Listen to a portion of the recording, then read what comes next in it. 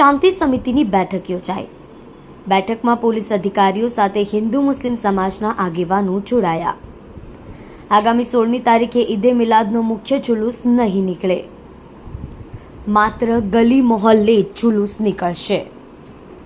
શાંતિ સમિતિની બેઠકમાં આ નિર્ણય લેવાયો। બંને તહેવારો શાંતિપૂર્ણ માહોલમાં યોજવા બેઠક।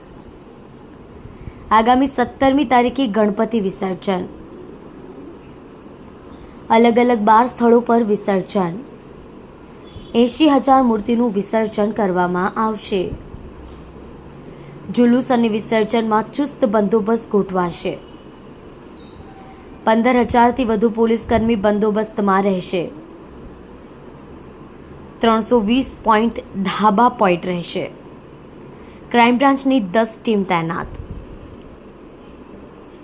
4 એસઓજીની ટીમ તૈનાત, 7 ક્વિક રિસ્પોન્સ ટીમ તૈનાત, 7 ડ્રોન કેમેરાથી નજર રાખવામાં આવશે।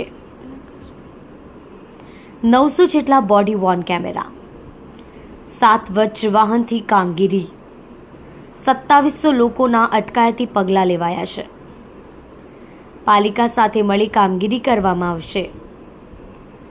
3000 સીસીટીવી કેમેરાથી નજર, 40 જગ્યા પર પ્રાઇવેટ કેમેરા લગાડવામાં આવશે।